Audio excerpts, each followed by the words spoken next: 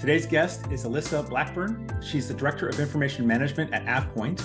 And Alyssa speaks on a variety of topics in the records management, information governance, and the information lifecycle arena, all of interest to me as a federal government employee.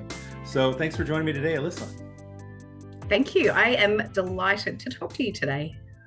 So for those who have not had a chance to meet you, hang out with you at a networking event, talk about yourself. Talk about where you're from, who you are, and what you do. So, as you said, my name is Alyssa. I am originally, well, not even originally, right now, from Australia. I was born in a town called Brisbane. A lot of Americans might know it as Brisbane, but it's Brisbane. And it's in about halfway up the east coast of Australia. I did my university degree in Sydney. We moved to Sydney when I was 15 years old with my family.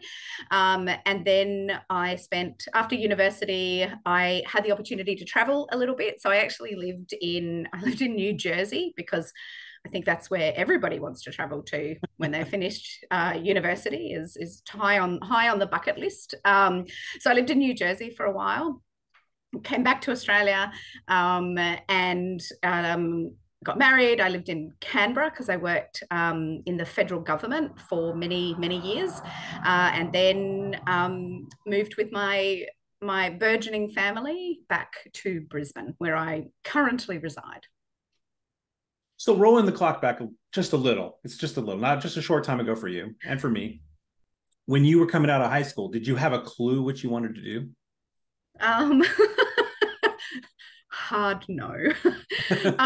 So my original intention was to I struggled in my last year of high school. I will fully admit that. And tried many times to not complete high school because it was all just a bit much. But thank goodness I have pushy, stubborn parents who made me keep going. So because I just genuinely had no idea what I should do next. I selected a number of courses at university, and I attended the first one I got picked for, which ended up being a double degree, so a Bachelor of Arts and a Bachelor of Teaching. So I decided to be a high school teacher. It was funny, actually, the degree that I did, they made you in the first semester of the degree, they made everybody do a prac. So a prac is a practical where you go into a school and sort of start to learn to be a teacher. And all the high school people had to do a prac in a primary school, and all the primary school people, or elementary school, had to do a prac in a high school. And it was really interesting. They said about it was a 70-30 switch. So once you actually got into the school, you could see, am I better suited for younger children? Am I better suited to older children? But for me at that stage, I that absolutely cemented that no, I was a high school teacher, not a primary school teacher. Did not enjoy having small children constantly hanging off my knees and things like that. So I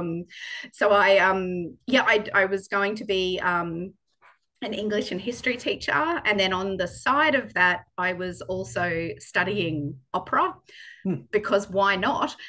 That would make perfect sense. So I also had the opportunity, I guess, to sort of look into a career in music. And for at some point there, I did think that maybe opera was where I was going to go. But I don't, you don't open the paper, and this is like, seriously, how old am I now talking about looking for jobs in the newspaper, but you don't open the paper and see, in the employment section, opera singer wanted for local 21st birthday party, or things like that. So I kind of had to make a decision, to sort of focus on something. So I focused on the teaching side of things. Oh, interesting. So, and you completed that degree, and you I became a did, teacher? yeah, I did. So I graduated with a Bachelor of Arts and a Bachelor of Teaching, and and that was all good. And my intention was very much to go into teaching. But by that stage, we were living in Sydney. My family had moved back to Brisbane, and I decided that I wanted to be in Brisbane as well. And then when I tried to enroll as a teacher in Queensland, because it's a different state, so it has a different state education system. At that time, they wouldn't accept my Bachelor of Teaching to teach in Queensland. So I had to do another 2 years of university to be able to teach. And I'd already done 4 years. And I was just like, hard pass. No, I am not doing 6 years of university. I was in my very early 20s, and I was done studying. I'd finished, I'd got over the line. I just didn't want to do anymore. So I decided that nope, they could shelve that. They were not getting me as a teacher. And I went traveling for about 9 months, I think. And that's when I ended up living in the US for a period of time there. Yeah. So then coming home after that. That's not uncommon, right? That's not uncommon for people to take that kind of journey trip. I've heard of it a lot. Very typical Australian way of doing things. Absolutely. A lot of people do it before university. I just decided to wait until after. But coming home from America, which was a wonderful, wonderful experience. I really loved every moment of it. Got to do lots of travel, got to see lots of things, got to really experience a different way of living, which was really fascinating to me. I really liked it. I didn't just want to pop in for 2 weeks and things like that. I wanted to do the grocery shopping. I wanted to live the culture. I wanted to, see TV ads for medicine kind of thing, which was completely foreign. Still is completely foreign to me. I love how they have to announce all the side effects of medicines kind of thing. This medicine's going to cause your left knee to fall off. If that happens, please consult your doctor. But you should definitely ask your doctor about this drug. It's a completely foreign concept, but I loved it. Absolutely, absolutely fantastic. But when I came home, I needed a job, really, really needed a job. So I got a sort of a temp contract job in a government department, in a state government department in Queensland, in their work health and safety area.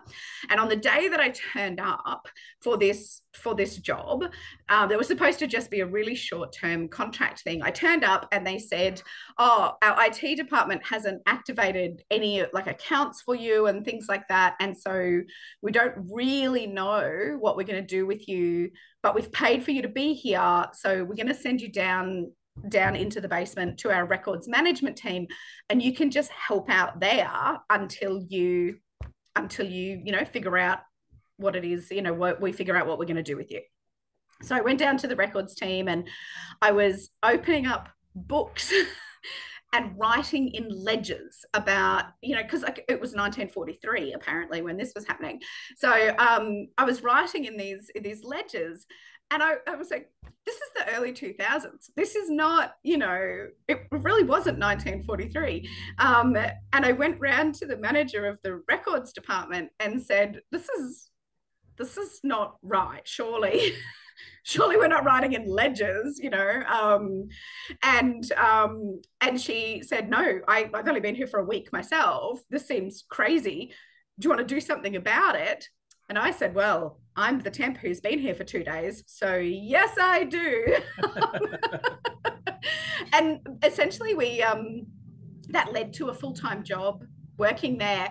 And we completely transitioned the organization from writing in ledgers and a very paper heavy process to a digital process, and really did a lot of things there. It was really interesting work, and I got to see, particularly I think because I was working in an area that revolved around people who had really significant accidents in their workplaces and things like that.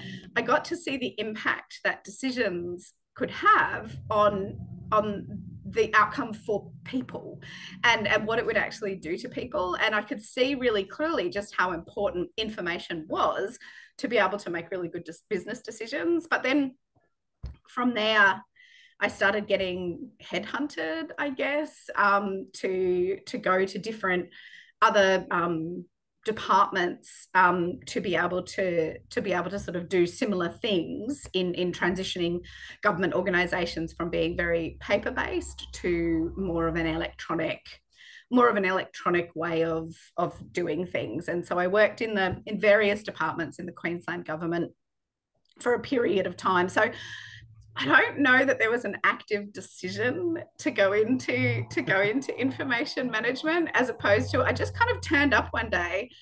I realized I thought it was cool, and then never left, like a bad smell that you know it's in there somewhere, but you cannot get rid of it. That was me. That's amazing though, because what's such timing, right? Such timing where, I love that whenever we fall into a job where we're like, oh, wow, there's a whole new way of doing things that they don't know how to do yet. Let's figure it out together. Yeah. And that's exciting. That's exciting work, right? To kind of be the first to do something.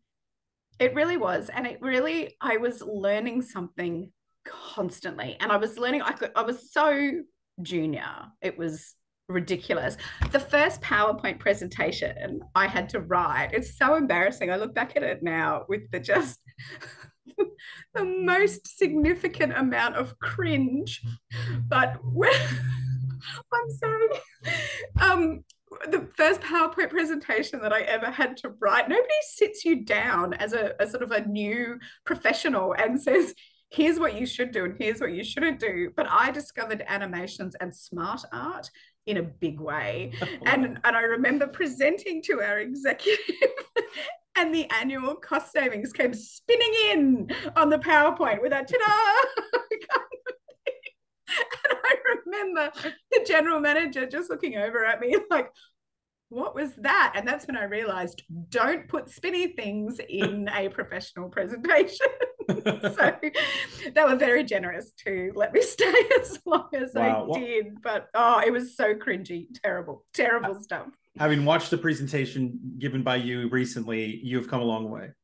That means a lot, because it was really embarrassing. So yeah, so now particularly when I have younger staff members and things like that, I really want to make an effort to sort of say, okay, this is how we write this type of thing, this is how we put this together, things like that, because nobody explains that to you in a professional context. And so sometimes you just get really excited, and I am a person who gets really excited about things, and I was really excited about what we could do, and I wanted everybody else to be as excited, but PowerPoint animations not necessarily the way to do that.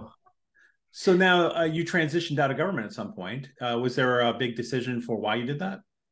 Yeah, I was working in the federal government by that stage. So that's when I'd moved to Canberra, which is sort of the Australian equivalent of Washington, DC in the US. So it's our national capital city and the sort of the seat of federal government in Australia. There had been, so as a public servant, and Jeremy, I'm sure you'll know this yourself, you implement the will of the government, and you implement the policies of the government of the day. But there were a number of things happening with the government that I was working for that I had some problems with as a taxpayer, as a human being kind of thing. And I am really an all or nothing person. So I'm either all in or I just couldn't care anything, like just could not get on board. And essentially that's where I got to, was that I didn't want to do it anymore. And I was running a department which was communications and media and information management as well. I'd been through, I think in the 7 years that I was in that department, I'd been through 7 organizational restructures. I'd had 7 different job titles. I was pregnant with my second child, and I was looking at information management sort of more in general, which was the reason they brought me on was to transform the way the organization had managed information, and that was slowly being stripped away from me. And I kind of just threw my hands up and said, I don't want to do this anymore. And I was prepared to, I think I'd been sort of in information management industry for maybe about 15 years at that stage. And I was kind of just like, no, I'm done. I'm out. I've had enough. And the government at the time were trying to reduce the size of the public service. So they were essentially giving people voluntary redundancies that you could put your hand up and say, yeah, I'm willing to go. Please pay me to leave. And that's what I made a very conscious decision to do that. So in addition to that, as I said, I was having my second baby. I wanted to be closer to my family, who are all in Brisbane. So it was an opportunity to essentially do a paid move to be closer to home. And my intention at the time was I was going to be a stay-at-home mum for a year with my son, and then I was going to figure out what I wanted to do from there. But it was not going to be information management. So that was my thinking at the time. I'm pretty sure that lasted about 72 hours. So I'm very committed to these kind of decisions. But AvePoint, the organization that I work for now, contacted me through a mutual connection. And I think I was working for them by the end of the week. So, essentially what they said to me was, we think that there's an opportunity to do something a little bit different in the information and records management space.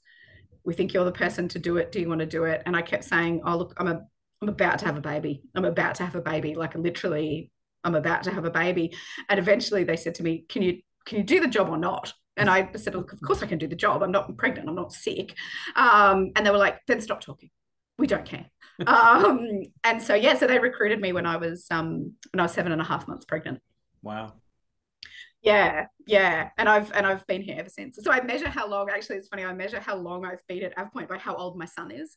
So I can I can say, oh, yes, that's right. He'll be turning 9. So I've been here for 9 years now. So that's how I remember is by the age of my child.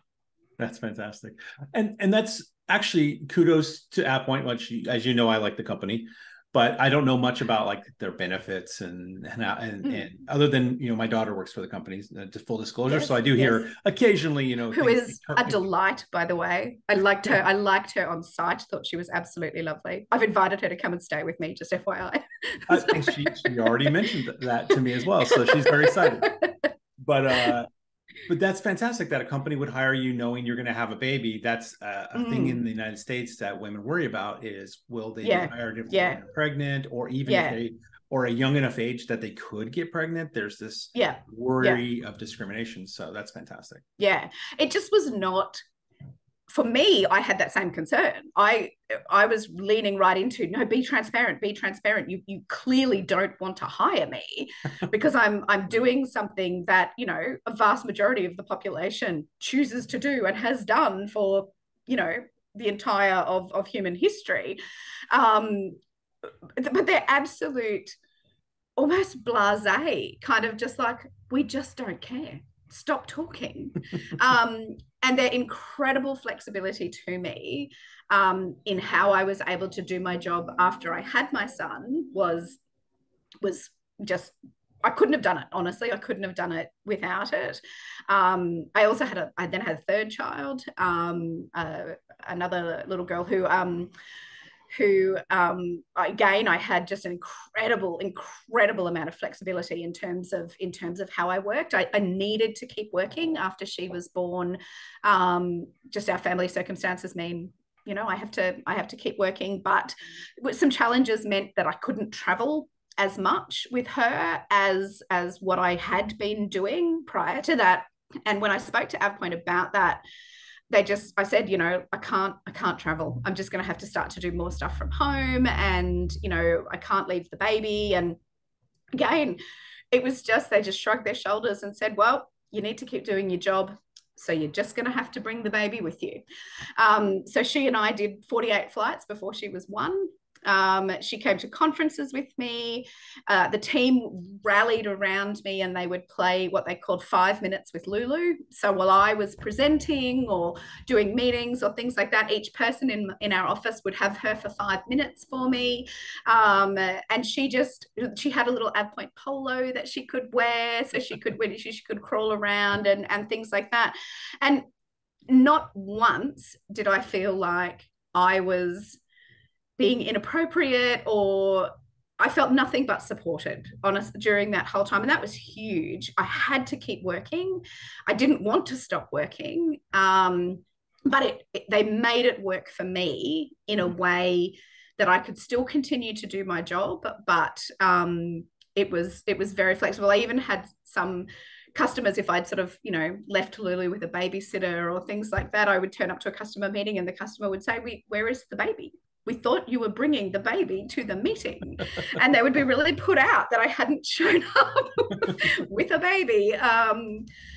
So I can certainly say from personal experience and as a working parent, the flexibility that I've been given is the only thing that has allowed me to keep going.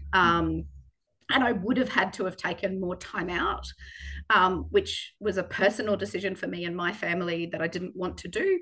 And so for them to be able to support me in that way. And as I said, there was the actual support of yes, we're going to let you work like this and things like that. But then there was also the support of not one time did anybody ever sort of look at me, a side eye kind of thing, like, what is she doing or how is she doing this? Every single person who worked in that organization at that time, up to our CEO, was just like, what can we do to help you? This is, this must be tough. We know that. We appreciate that you're still going.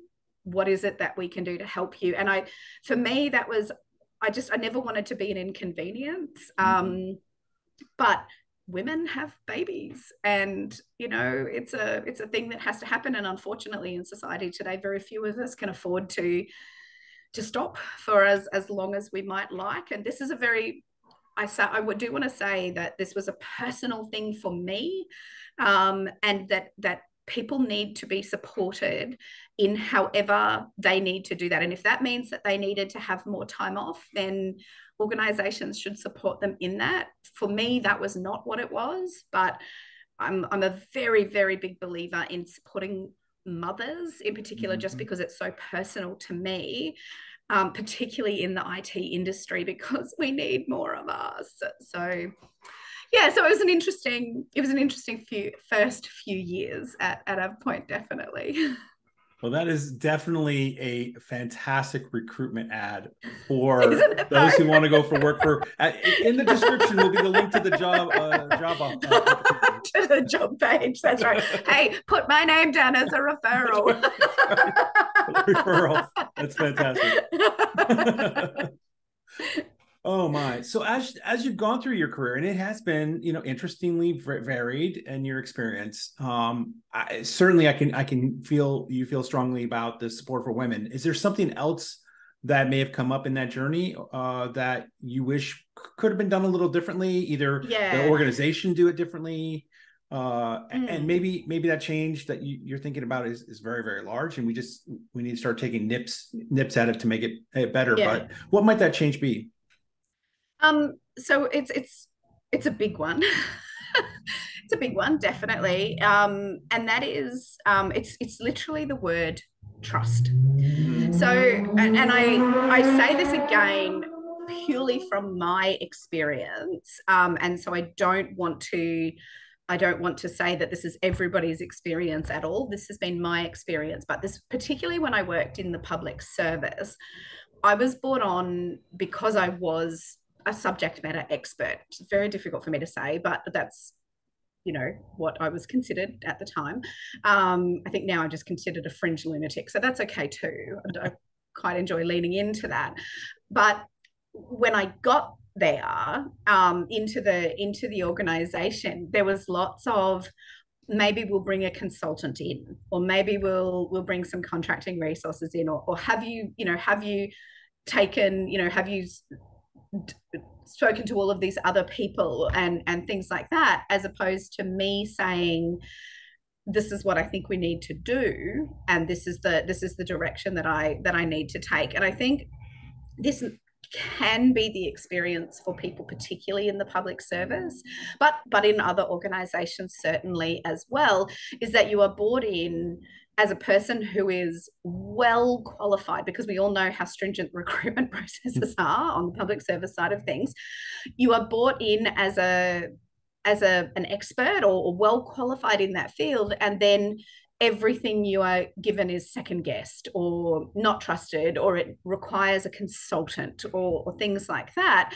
And I've seen this very much. I've written a number of articles recently about this in a number of issues, particularly in the Australian public service. I don't want to say that this is not the case in other countries, although I'm sure it is. I see you nodding. But why I've written it, as I was saying, sorry, I've written a number of articles about this because there is an issue where you bring in some external consultants and things like that who maybe don't have the policy background or the regulatory background or things like that, or even the life experience or public service experience or things like that, or organizational experience to be able to advise on particular matters and things like that. But because they are a consultant, there's an additional weight that comes with what they are saying versus what you as an internal person are saying. So if there was something that I could change in organizations that I've worked with in the past, it would certainly be to trust the people that you pay oftentimes a lot of money to do a particular job, instead of then paying twice that amount of money to go and ask somebody else the same thing. And because I think that there's a number of issues with that. So number one is again, it's that lack of motivation to actually want to be able to do the job, because everything you put forward is, oh, maybe we need to get a consultant to look at this. So what that's saying, even though I'm sure that this is not the intention, what that's saying is, we don't trust you. We don't trust this work. We want somebody else to have a look at it. So therefore, we don't believe that you're doing a good enough job, because somebody else is always going to have a look at it. Now, if it is believed that you're not doing a good enough job, then deal with that issue. Don't go and pay somebody else to then do the same job. So what we then get, we get this lack of motivation, and then what we get then is a lack of retention in our employees, because they want to move to the organizations that are allowed to advise and allowed to make the decisions. And I think that public service is such an important area in our society. It's literally the foundational area of what government does to support its citizens. It needs the best people we can get to do that. And so, I don't want to disparage anybody, but people are going to leave at all levels because they want to work in an organization that trusts them. They want to have their voices heard. They want to be listened to. And genuinely, they want to do a good job. They don't want to be administrators who push contracts to consultants. And so I think if I'm going to have to change one thing, it's going to be to encourage organizations to trust the people that they've employed to do those jobs, because I think there's so many benefits to that, not the least of which is cost saving. But I think that as I said, I think there's a number of other things that flow on from there. And that's another one of the things I would say that I've been really fortunate with at AvePoint, is to have just a significant amount, almost terrifying amount of trust placed in me. And I remember the first document I ever drafted, I sent it up the chain, as you did, to be reviewed by the 400 people above you that needed to review it and things like that. And the first person came back and said, I don't need to look at this. And I was like, oh, no, but it has to go out. It has to actually go to the organization who's requested it. And he rang me and he was like, Alyssa, is the document right? And I said, well, of course it's right. I wrote it. Of course it's right. And he's like, then I don't want to see it. It's your job. If you don't think it's right, then don't send it. And I was like, oh my goodness, it's my job. And they want me to do it. And it was like this epiphany almost of, oh my goodness, I am responsible for this. And it was this wonderfully freeing moment of, I'm not shackled by, hang on, now I have to run it by this person and this person, I have to get this person to sign off and this person to sign off. I mean, there's always an element of that in every organization, but people were not changing the word, and to however kind of thing, because they needed to make one change on a minute document and things like that. So yeah. Wow. I could picture your face that when that moment happened, the sun came out from behind the cloud, the birds chirped. Exactly. Yep. Some birds hung some washing on the line, Cinderella style for me. The whole thing. That's exactly what happened. Definitely. So that's a great change. And I would say I'm on my 5th federal agency, and I cannot speak that it happens at my current federal agency. I would never say that. Of course. But I have witnessed in government this challenge where we either need to, if we're not trusting the person has the knowledge, then why aren't we teaching them the knowledge we need them to have, getting them the educational opportunities? And conversely, let's not have an outsized trust in a contractor who's there, certainly because some of them I've worked with some amazing contractors who care greatly about the mission that we have in the government. Absolutely. But I've also worked for many who don't care about the mission whatsoever, and it's just about the money. Yeah. So you got to play the balance. Do not want to disparage people who are contracting in, because there are legitimate times where you'd need to bring in that subject matter expertise, because it cannot possibly exist in government. So we've had things in Australia where we've done a lot in terms of ensuring that insulation or solar can be provided at with government subsidies and things like that, because I'm not sure if it's well known, but we have a lot of sun in Australia.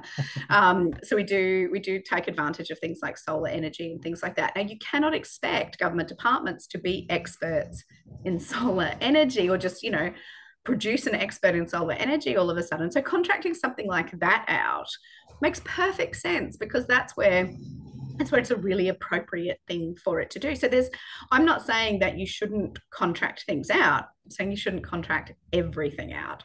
And you shouldn't do it at the expense of your own people, because you're just going to lose them. And I wish organizations would cotton on to employee retention a little better than what they do, because I've really been devastated to see some good people go because of issues like that. Right. Yeah. Amazing. Yeah. I'm on board with you 100%. We'll get on that train and we'll figure out how to solve that problem together. Absolutely. As soon as I am the benevolent dictator of the world, that's the first thing I'm doing. So, there we go. Which is certainly my career path. So yes, is benevolent dictator. Director of Information Management, dictator. And somewhere in between is an interesting line. Yeah. Benevolent dictator. I'm sorry. I just want to point out, benevolent dictator.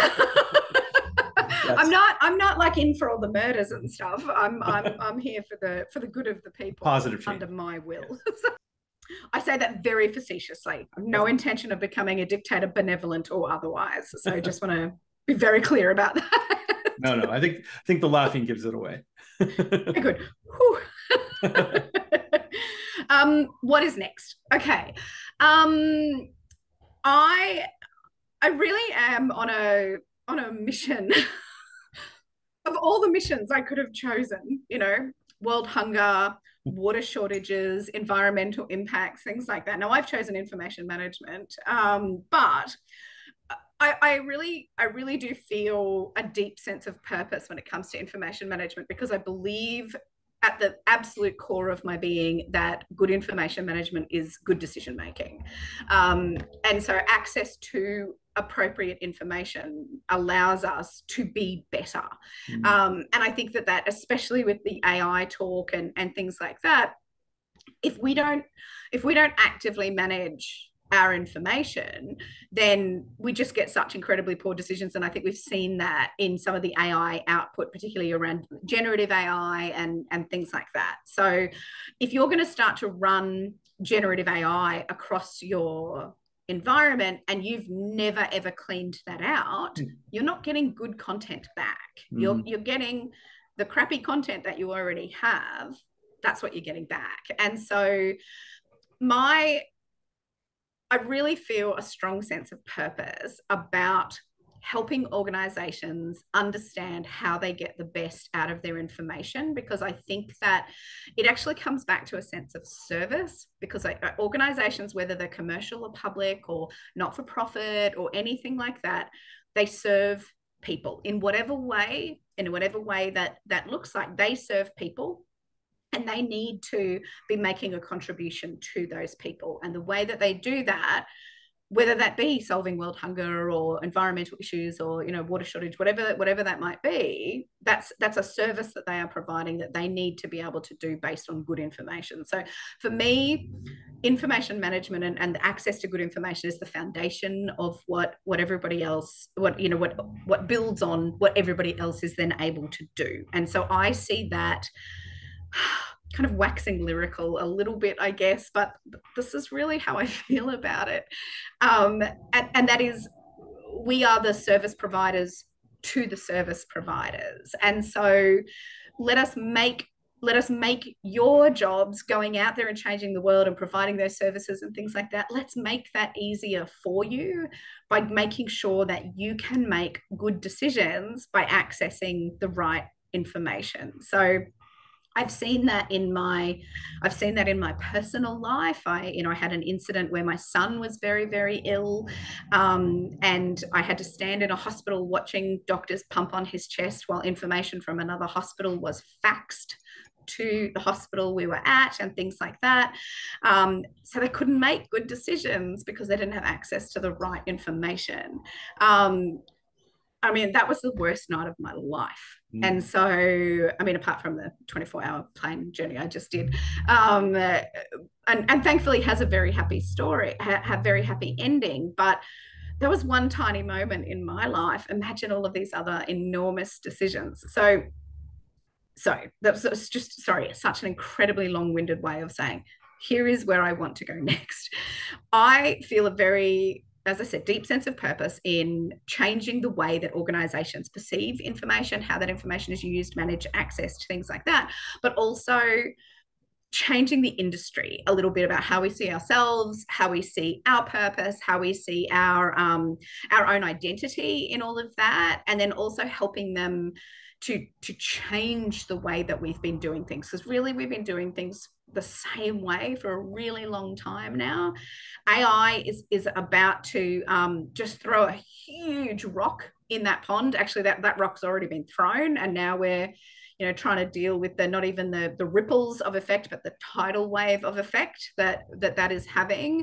And it means we need to change the way that we do things so that we can continue to service or provide that level of service to the organizations that we work in. So that's really what I think drives me, and what I want to start to do more of as we continue to see changes in the industry, in the world of technology, things like that. So so that's really what I'm looking at. So for things like that, I very late last year I accepted a position as one of the board members of AIM, which is the Association for Intelligent Information Management, which has just been such a wonderful learning experience, and I'm so grateful for the opportunity for that.